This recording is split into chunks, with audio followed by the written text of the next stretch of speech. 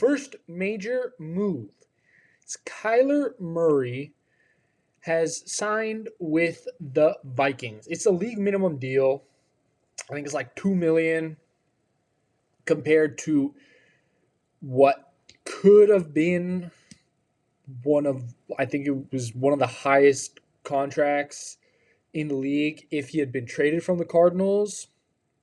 So it's a bargain bin deal for the Vikings, and honestly, I am all for it. It's a great move for them. You don't really have to worry about the repercussions of if he doesn't play well, you can just bench him. He's making 2 million per year. It doesn't really matter all that much. But let's back up a minute and look at why he's on a league minimum. So let's just start off by saying he's been playing. He has highs. He's thrown for 121 touchdowns and 32 rushing touchdowns over the course of his career. He is one of like three players with 20,000 passing yards and 3,000 rushing yards. So he's an amazing player that can produce, but there's also a lot of downsides that come along with that. Mainly his size. He's what, 5'10" on a good day. He's a small guy, and with that size in the NFL comes a lot of injury issues. So he's only played in every game 3 times in his career: 2019, 2020, and 2024. So that's a big issue. He's missed 3 games 2021, 6 2022 after he tore his ACL 22. And then that also caused him to miss a bunch of time in 2023. And then he played in just 5 games last year. So injury issues are a major, major question. However, if you look at the move overall for the Vikings, you bring in someone who's better than who's better than JJ McCarthy, but that's not really saying much because the bar is in the depths of the ocean right now. Not even in the basement. It's just horrendously low. So Kyler Murray, he can push the ball downfield. He can get those deep shots to Justin Jefferson, who barely had 1,000 yards. I think he had like 2 touchdowns on the year. So being able to put the ball out and give it to your receiver is something that is very useful and very much needed for this Vikings offense. Also, I think Kevin O'Connell can bring out the best in Kyler. Like we saw with Cliff Kingsbury, but I think KOC is a much better coach than Kingsbury. So there can be a big step forward in Kyler's play this year. So I really like this move. I'll give this move for the Vikings. I'll give this an A. It's a very, very good move with honestly not that much downside considering you could just move off of him immediately. After that, we go to quarterback number 2 with Geno Smith going to the Jets. He was traded to the Jets. It wasn't a free agent signing. The Raiders sent over Geno on 2026 7th for the Jets 2026 sixth round pick. So Geno is being reunited with the team that drafted him. Interesting progression. I'll say that. But it was expected that the Raiders were going to move off of him. It was reported earlier, before the official league start of the official league year, that they were either going to release him or trade him. So it makes sense, especially when you consider that in his 15 starts, he threw 19 touchdowns, but he also threw 17 interceptions, which was the league high. And it was also the second most of his career. And first most was when he threw 21 as a rookie with the Jets. So it's that. There's that. But then also initially the Raiders were, if they released him, they were going to pay 18.5 million of salary, but now with the trade, they'll only pay him 16.2 because Gino renegotiated his contract, and the Jets are going to pay the difference plus a $1 million raise. So basically, Gino gets paid 19.5 million. The Raiders are paying 16.2, and the Jets are paying the rest, which is what, 3.3 million. So yeah, but it's much need. I don't know if it's much needed because Gino didn't exactly play amazing ball. He might have reached that age cliff, but when you consider the fact that Woody Johnson criticized Justin Fields and blamed him for the reason they weren't winning games, it was clear that they were going to move off of him, and they needed to bring someone else in. They have their other options were Brady Cook and Bailey Zappi. So not exactly top of the line quarterback play, but it's bringing in Gino isn't exactly something that's life altering either. It's a weird thing. I think it's clear that the Jets are going to try and tank again this year and get a higher draft pick. And maybe Gino is another casualty of a number one overall pick like he was this year with the Raiders draft are going to draft Fernando Mendoza. So maybe he is another number one pick casualty with the Jets next year. Who knows? But overall, I give this a C. You're only paying 3.3 million for Gino if you're the Raiders, and on top of that, it's pretty much just like a 1 year rental. You can discard him at the end of the season, and also no one's really expecting much of anything from the Jets as a whole as an organization. So even if you bench Gino and I put in Brady Cook or Bailey Zappi, it's not going to alter the shape or the course of the NFL season for anybody. I don't even know if Jets fans are going to be that up in arms about it. After that, we got Gardner Minshew going to the Cardinals. Not going to start for the Cardinals. He's going to be Jacoby Brissett's backup because Cardinals released Kyler Murray, as I talked about earlier, in favor of Jacoby Brissett. But Gardner Minshew is going to be the backup. He signed a 1 year deal worth $5.75 million, but with incentives and all of that, it could get up to $8.25 million. So not a crazy deal, not horrible. He's been brought in as a backup, and honestly, not a horrible backup to bring in. This is a guy that's coming in with 11,000 yards, almost 12,000 yards, and 68 touchdowns. He's a former Pro Bowler. He's thrown for 3,300 yards in a season. So, not exactly a bad option to have as your backup quarterback. But I don't know if LaFleur there is thrilled about having him. When you look at what he did last year, he played in 4 games last season, but only one of them was a start, and that came after Mahomes destroyed his knee, and it was out for the season. And after 3 plays in that game, Gardner Minshew had to leave the game. A lot of people thought that he also tore his ACL, but it just turned out to be I believe it was a severe bone bruise or something along those lines. So he didn't exactly play a whole lot last year, but I'm also giving this a C.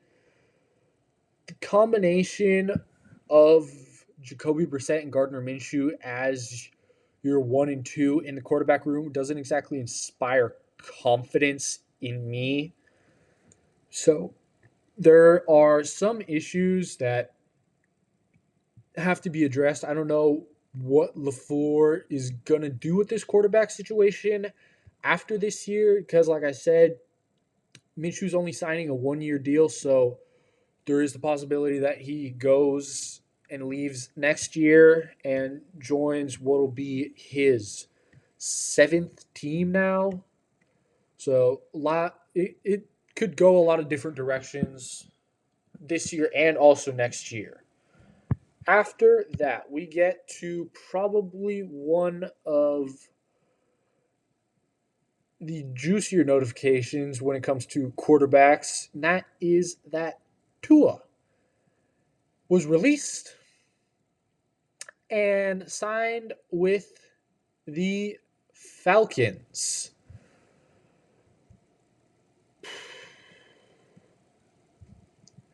This is messy, especially when you look at it for the Dolphins. Tua signed $112 million extension in 2024. He hasn't exactly lived up to that money. And keeping in mind, that was the season that he led the league in passing. That was coming off of 2023, where he had 4,624 passing yards with 29 touchdowns. He played in all 18 of Miami's games.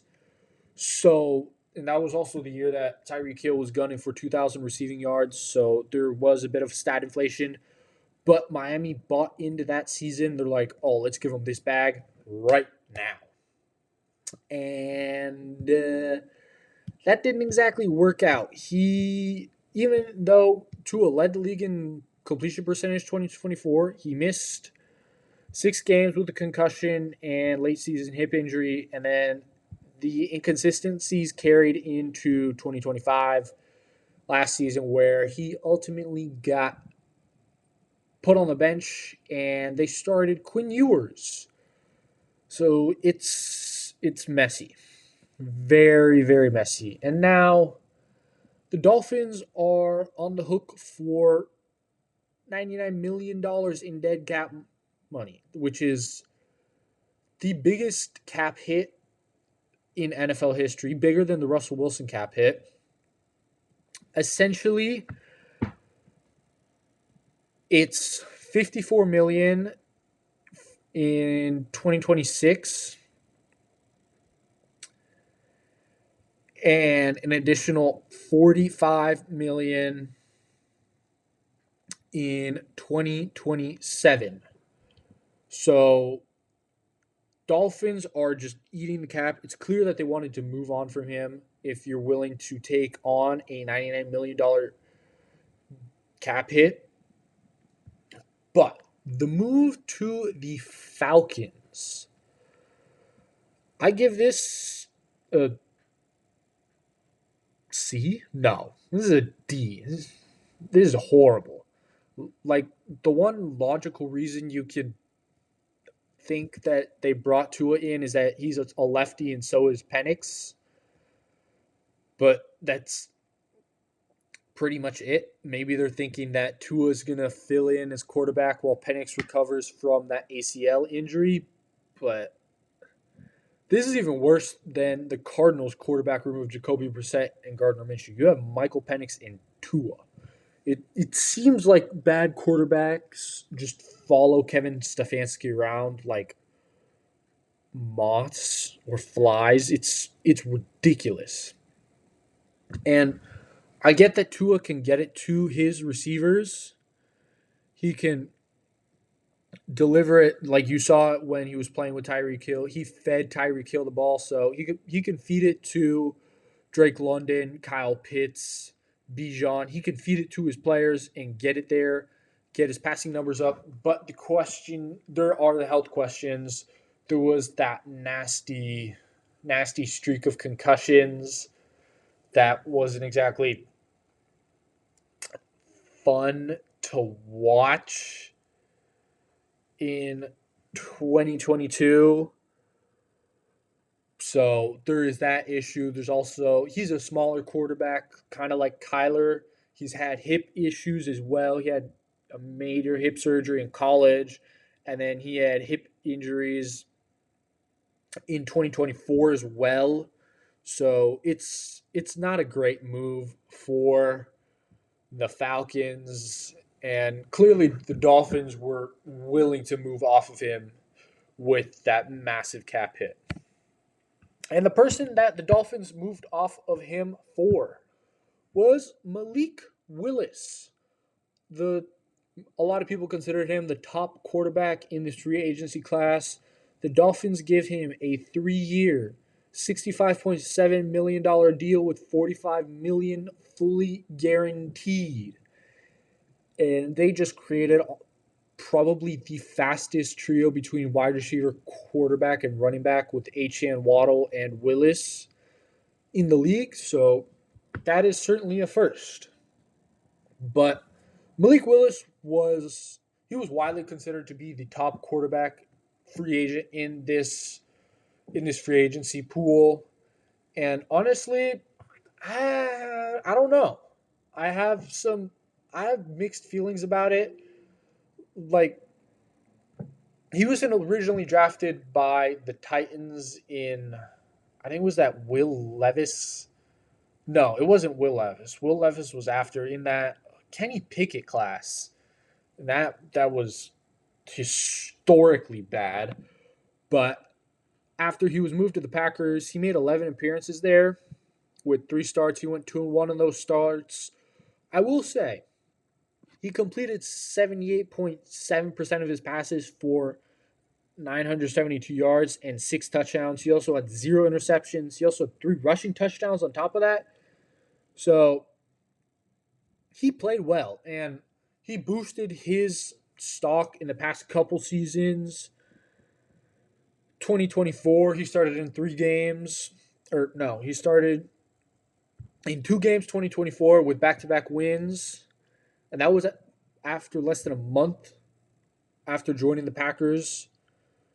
So there was that. And then last year, he played in 4 games, 1 start. He played well. He was 30 of 35 for 422 yards and 3 touchdowns. He also had 123 yards on the ground with 2 touchdowns. So I think really last year and his play really boosted him up a lot of people's free agency boards and built off of what he did in 2024, which was not bad. I give this a B. Very, very solid move. That it's the start of clearly the start of the new era for the Dolphins. Willis has familiarity with the GM and the head coach, who were both part of Green Bay while he was there. Hafley was the DC, so he was facing Willis a lot when Willis was running the second team offense against first team defense. So the familiarity there is a good thing. Maybe Hafley also knows something that we don't know, something that he saw while they were in Green Bay that really impressed him, and also the GM, John Eric Sullivan. So there could be a lot of there's going to be improvements for the Dolphins quarterback room. Like, it's Quinn Ewers. If they didn't sign Willis, Quinn Ewers was going to be their most experienced quarterback, and he was drafted last year. So that's not good. Keeping in mind, Willis is also, this is, I believe, his 4th year in the league, if I'm not mistaken. I could be very wrong, though. So it's a good move. I'll give it a B for the Dolphins. And then we get to the final major quarterback deal, and that is Daniel Jones signing with the Colts. It's a 2-year, $88 million extension that could be worth up to $100 million. I have what I feel like is a controversial opinion on this extension. This is the Giant extensions 2.0. Like, they shouldn't have signed. You're basically paying Daniel Jones $44 million per year, and he's not even going to play the first year. He tore his Achilles last year in week 10. Unless you're Jason Tatum and you're coming back in 10 months, which he's not. So you just look at it. You got, I think he hurt himself. Week 10 is what? October, November. You got December, January, February, March, April, May, June, July, August, September. If you really, really push it, he's back in September. If we're going realistic, we go like 12 months. October, he's coming back in November. Like, he's basically missing the entire first year of that contract. And you put him on, you franchise tagged him. You had him for another year. You should have just kept him on the tag. You did the same thing that the Giants did. I'm giving this a D. Even though he played well in those up until that point. He had new career high in passing yards per attempt with 8.1, QBR with 36, and completion rate with 68%.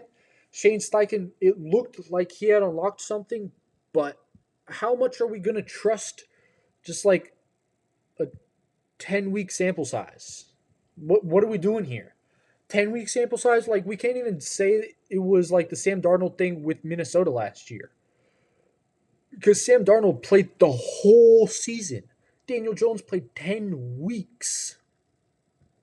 So you could have just kept him on the franchise tag and made him prove that what happened was real. Make him prove that it wasn't a fluke. But no, you did the same thing that the Giants did. You saw some hints of improvement and you're like, oh, deal, instantly. We need to keep him as our future quarterback. No, you didn't. You could have gone in so many other directions. I can't. This just bothers me. You could have kept him on the tag. You could have turned this into a prove it year. Make him really deserve that contract extension.